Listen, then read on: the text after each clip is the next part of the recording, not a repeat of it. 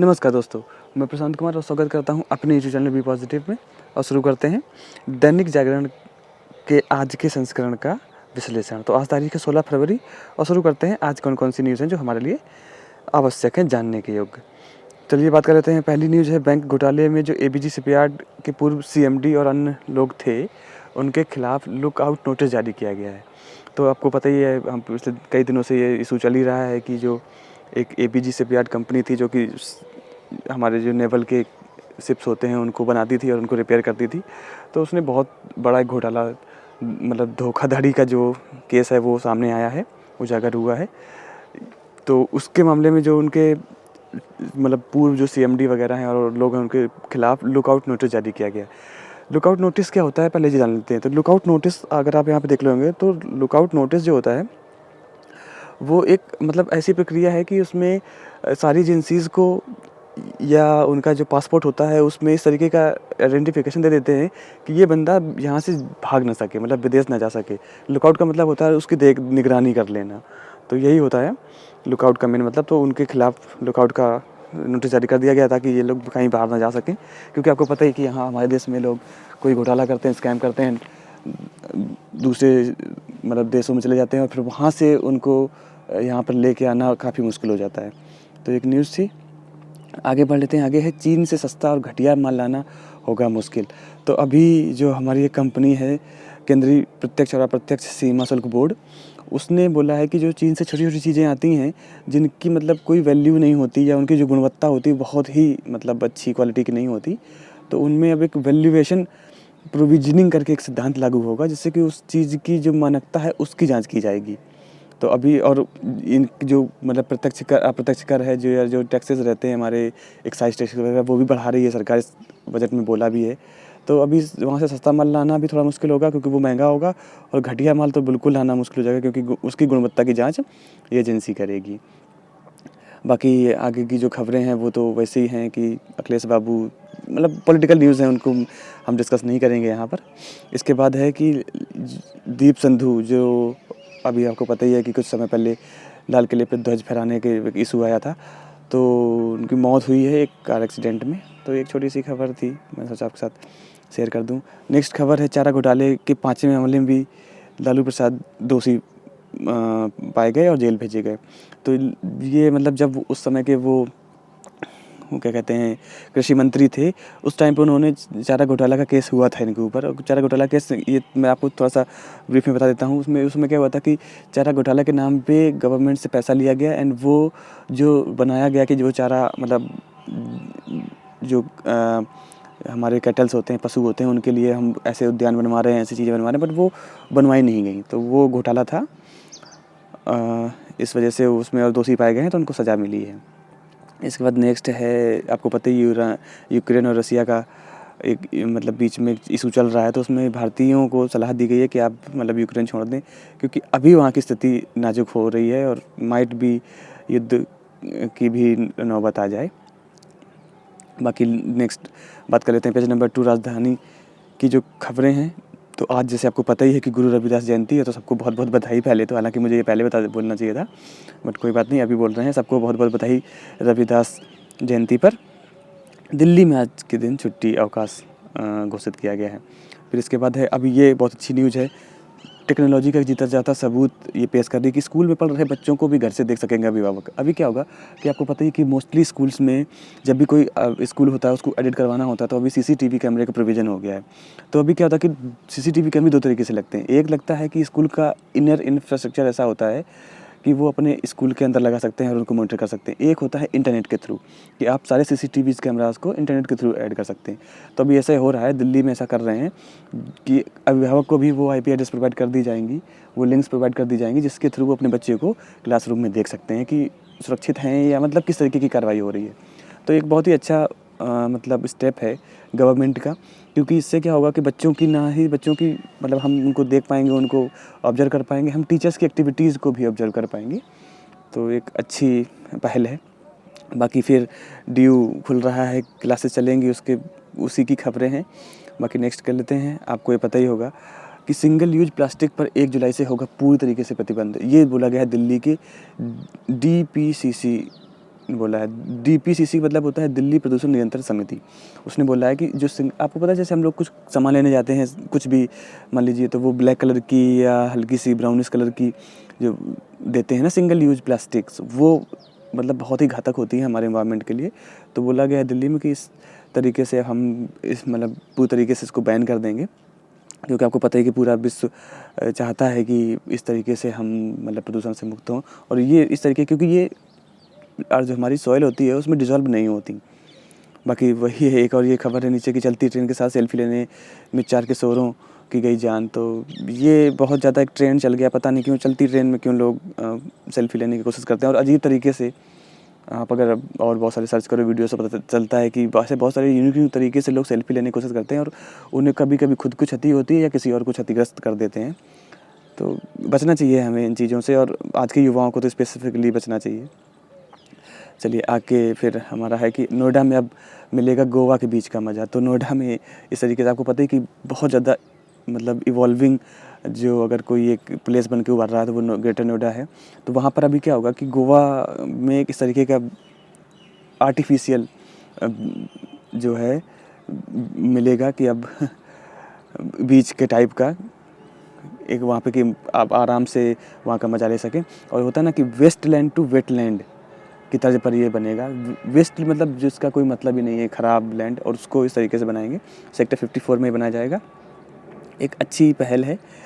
देखते हैं किस तरीके से जब ये बन के तैयार हो जाएगा तब इसके बाद इसका और अच्छे से हम डिस्कशन कर पाएंगे। इसके बाद नेक्स्ट खबरें हैं हमारे राजनीति से। बैंकों के बजाय घर खरीदने वालों को मिली प्राथमिकता। अब जैसे आपको कल मैंने आपसे बताया था रेरा करके, रियल इस्टेट रेगुलेशन अथॉरिटी करके।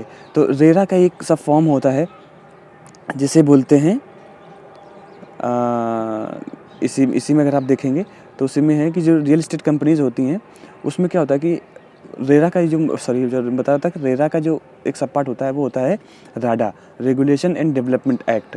उसके तहत क्या होता था कि अगर कोई इस तरीके का मतलब कोई घर खरीदा जा रहा है या रियल एस्टेट कंपनी डिफ़ॉल्ट होती है तो बैंकों का उसका मुआवजा गवर्नमेंट देती थी। तो अभी एक इस रिपोर्ट में कहा गया है कि बैंकों को मुआवजा देने से पहले आप उसको प्राथमिकता दीजिए जिसने वो मकान ख़रीदा है, क्योंकि उसकी भी तो संपत्ति गई है। तो इस तरीके की आगे इसमें बात हुई है और सुप्रीम कोर्ट ने इसको संज्ञान में लिया है और आगे देखते हैं इस पर कुछ ना कुछ बदलाव होगा। बाकी एक अगली खबर है कि केन बेतवा नदी की जो जोड़ने की परियोजना चल रही है उसकी समिति बना दी गई है और अब ये इसकी समिति बन गई, ये इस परियोजना पे काम हो जाएगा। इस परियोजना के बनने के बाद 10.62 लाख हेक्टेयर जो भूमि है बुंदेलखंड क्या कहते हैं इस क्षेत्र का, वहाँ पर सिंचाई का साधन उपलब्ध हो जाएगा और कहीं ना कहीं 103 मेगावाट जल विद्युत सौर ऊर्जा भी इसके थ्रू उत्सर्जित होगी। और ये सब कर कौन रहा है? तो देखिए हम एक चीज़ बताते हैं कि अभी जहाँ पानी की बात आ जाए, जल की बात आ जाए, वहाँ पर एक जल शक्ति मंत्रालय है, बस सारी चीज़ें वही करवाता है, उसके तहत ही होती हैं। तो अगर कोई पूछता है कि जल बेतवा नदी जो परियोजना हो रही है कौन सी मिनिस्ट्री करवा रही है, तो कुछ भी दिमाग में नहीं रखना है, सिंपल सा है, जहाँ जल आ गया वहाँ जल शक्ति मंत्रालय है। आगे बात कर लेते हैं नेक्स्ट न्यूज़ में। आपको पता ही कि लालू प्रसाद यादव को जेल हुई है, तो उनके बेटे उनके अलग अलग लोगों को कहना है कि क्या है क्या नहीं। राजनीतिक बातें हैं, हम थोड़ा बचेंगे इन चीज़ों से, इन खबरों से। बाकी यहाँ पे है विश्व के सबसे बड़ा LED कार्यक्रम भारत में अभी होगा, RK सिंह ने कहा है। तो जो भी हमारे केंद्रीय ऊर्जा मंत्री हैं RK सिंह, उन्होंने कहा है कि दुनिया में सबसे बड़ा हम LED कार्यक्रम इंडिया में लागू करने जा रहे हैं। इसके तहत अभी देखिए क्या होता है, LED क्या होता है कि LED बहुत ही लो जो एनर्जी हमारी होती है, ये इलेक्ट्रिसिटी होती है, उस पर काम वर्क करती है। तो इससे क्या होगा कि हमारा बहुत सारा करोड़ों का यूनिट बिजली जो है वो सेव हो जाएगा, बचत हो जाएगी, जिससे कि हम उस बची हुई ऊर्जा को कहीं और यूटिलाइज कर सकते हैं। तो LED भारत में अव्वल है, ये ध्यान रखना है। इसके बाद G20 की अध्यक्षता करेगा भारत, सचिवालय बनाने की हरी झंडी। तो G20 आपको पता ही एक ऐसा इकोनॉमिक संगठन है जो विश्व के बड़े बड़े इकोनॉमिक जो देश हैं 20 देश वो आते हैं इसमें, और इसकी अध्यक्षता इस बार भारत करेगा। सचिवालय भी यहाँ मतलब भारत में बनाने की मंजूरी दे दी गई है। इसके बाद वही है कि सरकार बयान के अनुसार G20 सचिवालय भारत की अध्यक्षता को लेकर संपूर्ण नीतिगत निर्णय और व्यवस्थाओं को लागू करने की जवाबदेह होगा। मतलब जो बनेगा इस तरीके का सचिवालय। उसमें क्या होगा कि G20 के जितने भी कार्यक्रम हुआ करेंगे, उनके जितने भी दस्तावेज हुआ करेंगे, वहाँ पे सारे रखे जाएंगे और पूरा फंक्शनिंग वहाँ से ही होगी। और ये सचिवालय जो है फरवरी 2024 तक काम करेगा। एक खबर है, एग्ज़ाम्स के लिए G20 हमारे लिए इंपॉर्टेंट हो सकता है। बाकी अगर आप पता है कि G20 वगैरह इस तरीके से अगर जो बॉडीज़ हैं या सब मतलब कॉरपोरेशंस हैं, इनके बारे में डिटेल से मैं बताते रहता हूँ कि 5 का 5 एक प्रोग्राम है इसी चैनल में, जिसमें हम बहुत मतलब एक्सप्लेन वे में सब डिस्कस करते हैं। तो आप प्लीज़ वहाँ पे जाके इसको और एक्सप्लेन वे में जान लीजिए। फिर इसके बाद है 2024 तक राशन प्रणाली में आवश्यक होगा फोर्टिफाइड चावल का वितरण। देखिए, अभी भी फोर्टिफाइड राइस वितरण होता है, बट जो राशन प्रणाली है ना, जो आपको पता है कि गरीबी रेखा से जो नीचे जो कार्ड धारक लोग हैं उनको मिलता है, तो उनको ये अभी नहीं मिलता। ठीक है, तो फोर्टिफाइड राइस क्या होता है पहले ये जान लेते हैं। फोर्टिफाइड राइस होता है कि वो राइस जो मतलब जैसे हमारा नॉर्मल राइस होता है, उसमें ही जो हमारे न्यूट्रिशंस होते हैं उनको ऐड कर देना, वो फोर्टिफाइड। जैसे आपने देखा होगा कि नमक होता है, नमक में फिर आयोडीन आने लगा, तो वो फोर्टिफाइड नमक हो गया। मतलब उनमें से न्यूट्रिएंट्स को ऐड कर देना, मतलब उसको उसका फोर्टिफाइड। हमारे ग्रेन्स जो फोर्टिफाइड होते हैं, हमारी जो दालें फोर्टिफाइड्स होती हैं, वो ऐसी होती हैं। अभी होती कैसी दो तरीके से होती हैं, या तो इनकी पैदावार के करते समय ही इनको इस तरीके से किया जाए, पैदावार जब हो रही है, उगाई जा रही हैं, तभी इनको फोर्टिफाइड कर दी जाए, या जब फसल बन के आ जाए, जो हमारे वेयर हाउसेस होते हैं, वहाँ पे फिर इनको एक अलग मैकेनिज्म के तहत इनमें अलग से बनाया जाए, मतलब मोल्ड किया जाए। जैसे हम तलते हैं गेहूँ या चने वगैरह, ऐसे ही इसमें भी एक प्रक्रिया होती है, वो मतलब आर्टिफिशियल तरीके से की जाती है। तो ये 2 तरीके हैं, आई होप आपको समझ में आ रहा होगा। बाकी 2022 का महासमर, 5 राज्यों का चुनाव, सबकी वही बातें। इन बातों में हमें उतना नहीं अपना टाइम वेस्ट करना है। हालांकि जो लोग वैसे लोग हैं जिनको मतलब कभी हाल फिलहाल एग्ज़ाम्स नहीं देने हैं और वो काफ़ी इंटरेस्टेड रहते हैं राजनीति में, तो आप ये देख सकते हैं, पढ़ सकते हैं। बाकी मुफ्त को पता ही है कि एक अलग ही टेंडेंसी चल रही है, सब जगह सब फ्री का देने की बातें करते हैं। चलिए बात कर लेते हैं पेज नंबर 6 राष्ट्रीय फलक की। तो अभी आपको पता ही है, हिजाब प्रकरण भी बहुत चल रहा है। 2 इशू जो मतलब छोड़ नहीं रहे हमारा साथ, एक यूक्रेन रशिया विवाद और दूसरा हिजाब। इसमें अलग अलग अपनी बातें हैं, अलग अलग लोगों के अपने एस्पेक्ट्स हैं बताने के। तो बोला गया है कि हिजाब पहनना धार्मिक कट्टरता का प्रदर्शन नहीं है, आस्था का विषय है। तो अब हाईकोर्ट के बाद जो आएगा नियम, उसके वही देखेंगे, इसमें क्या ही इतने बात करें। बाकी दाऊद इब्राहिम जो कि एक माफिया थे, भगौड़े माफिया हो गए, उनको उनके खिलाफ या उनके जो लोग हैं जो शक मिल रहा है कि वो उनके साथ ही हो सकते हैं, उनके घर में ईडी ने छापा डाला है। तो यहाँ बात करते हैं ईडी की क्या है।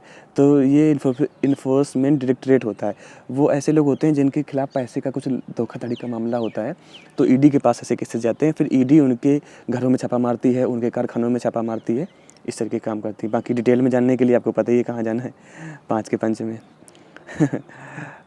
आप सोच रहे होंगे कि प्रमोशन कर रहे हैं क्या 5 के पंच का? नहीं, ऐसा नहीं है, आप वहाँ देखेंगे आपको अच्छा लगेगा, क्योंकि यहाँ पे हम सोचते हैं कि आपको क्लिप्स में सिर्फ न्यूज़ बता दें क्या क्या है, बाकी क्या पढ़ने वाली चीज़ें हैं वो आप वहाँ से आके और अच्छे से पढ़ लें।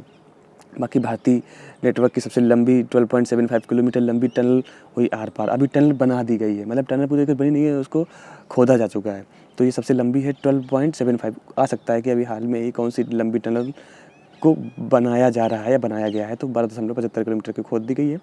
कश्मीर कश्मीर को रेल मार्ग से जोड़ेगी, और ये कहाँ से कहाँ जाएगी, तो पीर पंजाल जो पर्वत श्रृंखला है वहाँ से गुजरेगी। और आपको पता ही वैसे मैम इस तरीके की लाती हैं लोकेशंस की वीडियो, तो वो पीर पंजाल और ये जो पूरा इलाका है इसके बारे में भी वीडियो लाएंगी, उसमें जाके आप देख लीजिए कि पीर पंजाल जो हमारी पर्वत श्रृंखलाएँ हैं भारत की, वो कैसे कैसे डिस्ट्रीब्यूट हुई हैं, कहाँ से हुई हैं। इस टनल का नाम T49 रखा जाएगा। तो याद रखना, अगर पूछा जाए कि T49 क्या है, तो याद आप मतलब ऑप्शन बता दिया जाएगा, एक रडार है, एक एयरक्राफ्ट है, एक नेवी शिप है, या एक टनल है। तो ये एक रेलवे टनल है। बाकी और इसमें तो वही डिटेल में बताया गया है कि क्या है, जो चीज़ें थी वो आपसे डिस्कस कर ली। बात कर लेते हैं बिजनेस की। तो जैसे कि आपको पता है कि कल परसों जिस तरीके से हमारा शेयर मार्केट गिरा था, वैसे ही कल उसने बहुत अच्छे से उछाल मारी है, तो अभी अपनी ट्रैक पे आ गया है। बाकी सोना 49,619 रुपये में है, चांदी 63,474 रुपये में है, डॉलर भी 29 पैसे कम हुआ है, मतलब 75.31 रुपये का। हो गया है। बाकी बात करते हैं अगली खबर की, तो अगली खबर है कि 22,000 करोड़ का प्याज सड़ने की से बचाने के उपाय का अमल शुरू हो रहा है। अब जैसे पता ही है कि आपको हर साल हमारे देश का प्याज क्या होता है कि जो हमारे देश का पैदावार होता है प्याज का, वो प्याज को सही से हम स्टोर नहीं कर पाते। हमारे पास इतने उचित वेयर हाउसेज नहीं हैं, कलेक्शन इतने मतलब प्लेसेस नहीं है जिनको अच्छे तरीके से रखा जा सके, तो प्याज हमारा बहुत ज़्यादा ख़राब हो जाता है और फिर इसके बाद हमें वो बाहर विदेशों से इंपोर्ट करना पड़ता है। और इसके बाद क्या होता है कि वो बहुत महंगा मिलता है। तो कभी कभी राजनीतिक दलों के साथ साथ हम जो नए उपभोक्ता होते हैं उनके भी आंसू निकाल देता है। ये पहली ही लाइन है इसकी।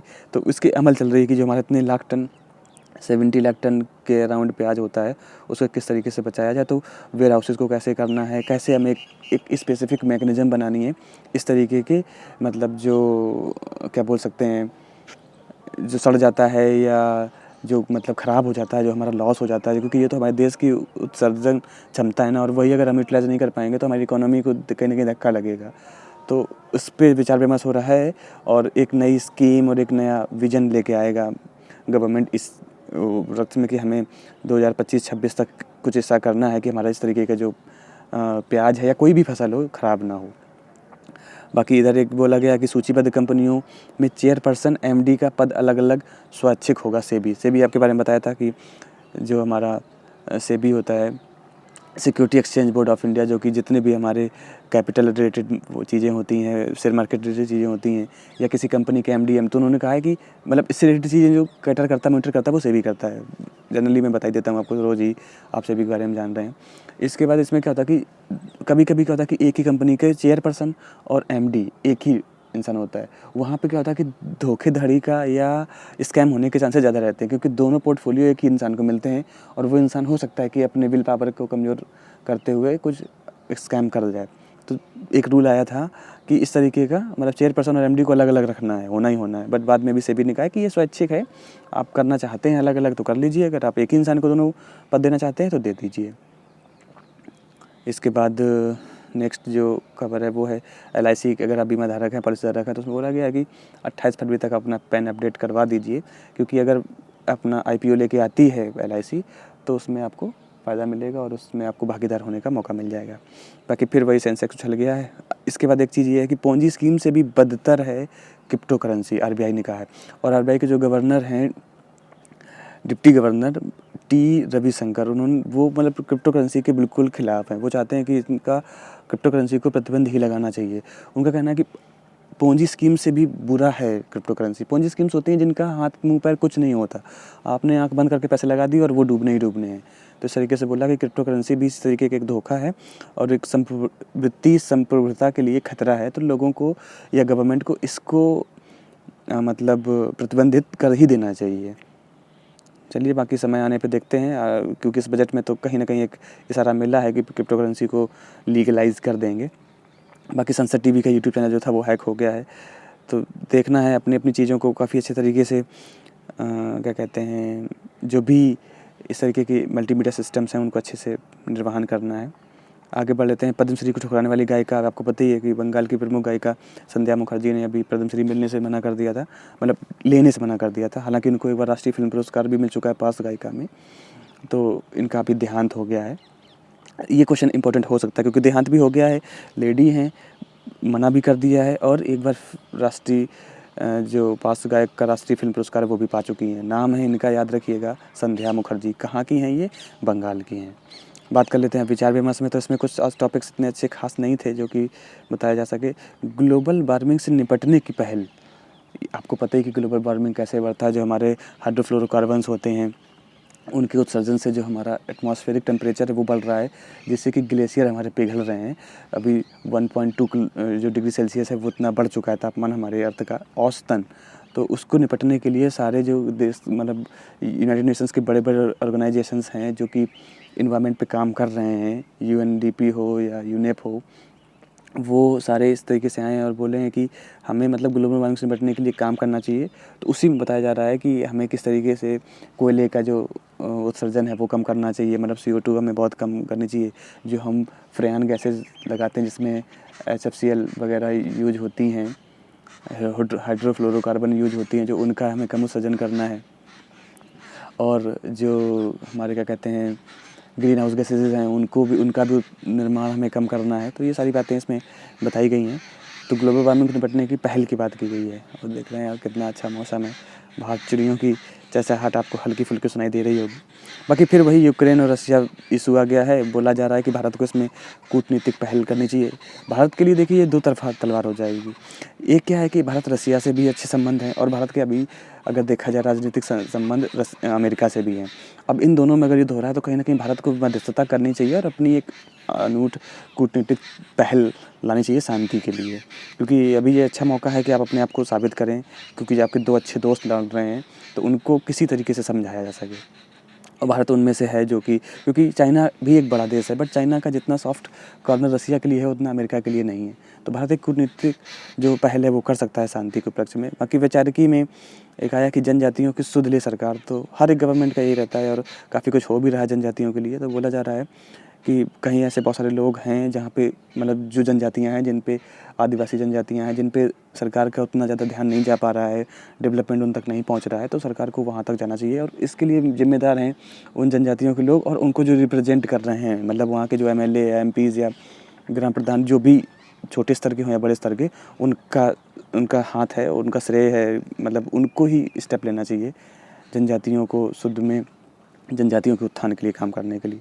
बाकी फिर से वही खबरें हैं। बोला गया नारियल के खोल में मिला मोटापा जनित बीमारियों का उपचार, इतना तो कुछ खास है नहीं। बाकी अफ्रीकी चीतों को लेकर कुल लाकर बसाने की कवायद फिर तेज हुई। देखिए हमारे देश में क्या होता है कि जब अफ्रीकन चीता होता है उसको देश में लाया जाता है, फिर उसको यहाँ पे हाइब्रिड किया जाता है और उसको किया जाता है, मतलब ये हमारे देश की टेंडेंसी है, क्योंकि एशियन लायन और अफ्रीकन लायन दोनों हमारे देश में रहते हैं। अभी क्या है कि अगले में दक्षिण अफ्रीका और नामीबिया एक विशेषज्ञ टीम जाएगी, वहाँ से फिर से कुछ मतलब 10 या 8 जो पेयर हैं इस तरीके के चीतों की उनको लेके आएगी।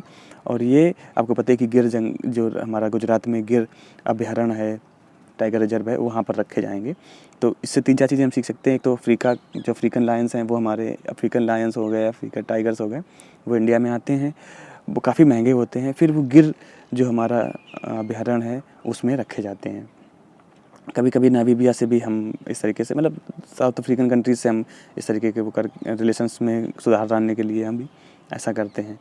अब ऐसे होता है ना कि एक जगह के जहाँ जो एनिमल है उसका क्लाइमेट कंडीशंस दूसरी जगह को सूट नहीं करते हैं, बट यहाँ पे आके उसको उस तरीके का क्लाइमेट कंडीशन दिया जाता है ताकि तभी तो गिर गुजरात का वो एरिया है जहाँ पे बहुत ज़्यादा गर्मी पड़ती है और अफ्रीकन जो कंटिनेंट है वहाँ पे भी बहुत ज़्यादा गर्मी पड़ती है। तो कहीं ना कहीं इन्वायरमेंटल जो सिमिलरिज्म है वो मतलब जो वातावरण की जो समानता है वो व्यवस्थित रहे पशुओं में, इस वजह से लाई जाती है। इसके बाद क्वाड को आगे बढ़ाने की ताकत, आपको पता है क्वाड के बारे में बात कर चुके हैं, 4 देशों का समूह है। अभी भारत के जो विदेश मंत्री जयशंकर जी हैं वो विदेश गए हुए हैं, फिलीपींस की यात्रा में गए हुए हैं, तो उनकी बातें हो रही हैं और ये तो मतलब हमारा एक रहता है इंटरनेशनल रिलेशंस के लिए, तो करते रहते हैं।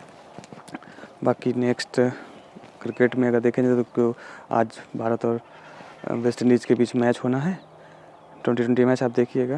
बाकी सारी बातें चल रही हैं। इधर कुछ सप्तरंग की कुछ बातें दी गई हैं, थोड़े से उनकी न्यूज़ बताई गई क्या है। बाकी आजकल बात कर लेते हैं। तो आज के ही दिन मतलब 16 फरवरी 2005 को जलवायु परिवर्तन के खतरे से निपटने के लिए क्योटो प्रोटोकॉल हुआ था। और अभी जैसे पिछले उसमें मैंने बात की ना कि हमें क्या कहते हैं ग्लेशियर्स को बचाना है, और जो अभी पिछले मैंने उसमें आपके साथ डिस्कस किया कि इन्वायरमेंट को सेव करना है, तो उसमें भी क्योटो प्रोटोकॉल बहुत महत्वपूर्ण था। तो आज के ही दिन 16 फरवरी को ही 1905 में हुआ था। इसके बाद नेक्स्ट था कि वसीम जाफ़र जो हैं एक क्रिकेटर हैं, इन्होंने रणजी में सबसे अधिक रन बनाने का रिकॉर्ड आज ही बनाया था। ठीक है, तो ये 2 फन फैक्ट्स थे। क्योटो प्रोटोकॉल आपके हिसाब से हमारे हिसाब से ज़्यादा इंपॉर्टेंट है। बाकी ही जैसे आपको पता ही है कि आजकल नई नई स्मार्ट वॉचेस आ रही हैं कि हम 4 कदम चलते हैं तो वो बता देती हैं, हमने कितनी कैलोरी ख़त्म की तो बता देती हैं। ऐसे ही अब हमारे पसीने से वो बता देंगे कि हमारी फ़िटनेस कैसी है। तो एक नया वैज्ञानिक शोध है जो हमारे पसीने पर आधारित फ़िटनेस सेंसर से काम करेगा। है एक छोटी सी खबर, देख लीजिएगा। बाकी ये एग्जाम में पूछा जा सकता है कि 2.5 लाख वर्ग फीट के सैंड आर्ट का बनाया वर्ल्ड रिकॉर्ड। तो अबू धाबी मतलब संयुक्त अरब अमीरात में एक स्पोर्ट्स एविएशन क्लब ने 2.5 वर्ग फीट का सैंड आर्ट बनाकर गिनीज वर्ल्ड रिकॉर्ड में नाम दर्ज करवाया। ध्यान देना है, जब इतना बड़ा होता है तो एग्जाम से पूछा सकता है कि कितने का था, तो 2.5 लाख वर्ग फीट का था। कहाँ किसने बनाया है? संयुक्त अरब अमीरात ने बनाया है। ठीक है, कलाकार नाथियल अल्पाइड ने यह विशाल प्रकृति बनाई है और इनको समय लगा 30 दिन और 150 ट्रक रेत का प्रयोग किया। तो ये तो नहीं पूछेंगे कितना दिन लगा, बट ये पूछ सकते हैं कि कितना बड़ा था और कहाँ का था। ठीक है, बाकी वही है कि अंतरिक्ष में नेक्स्ट खबर है, अंतरिक्ष में चलने का मौका देगी स्पेसएक्स। आपको पता है एलन मस्क की स्पेसएक्स कंपनी है जो कि जैसे कि हम होते हैं ना टूरिज़्म करते हैं, तो उन्होंने एक ऐसा सिस्टम निकाला है कि वो स्पेस में टूरिज़्म करवाएंगे। तो उन्होंने कहा कि जब हम स्पेस में टूरिज़्म करवाने के लिए ले जाएंगे लोगों को, तो वहाँ पे स्पेस वॉक करने का भी चांस देंगे, हम स्पेस में भी वॉक करने के लिए मतलब वो फैसिलिटीज़ प्रोवाइड करेंगे। तो उन्होंने इस चीज़ के बारे में बताया है। और जो उनके पहले रिटायर हुए अंतरिक्ष यात्री हैं, उन्होंने बताया कि स्पेस वॉक मतलब जो होता है मिशन वो कितना मुश्किल होता है, उसके बारे में बताया गया है। बट स्पेसएक्स क्या है, एलन मस्क की कंपनी है, इसका मेनली काम क्या है, स्पेस से रिलेटेड एक्सप्लोजन्स करने का। इसके साथ साथ इसने एक तरीके का जो हमारा स्पेस पे टूरिज़्म का है वो भी एक नया तरीका खोज निकाला है। अब ये सोच रहे हैं कि स्पेस वॉक में अगर कोई जाएगा वहाँ पे यात्री, तो उसको हम स्पेस वॉक भी करवाएंगे। ठीक है, तो ये एक खबर थी। बाकी नीचे फिल्मी दुनिया की कुछ खबरें हैं, आप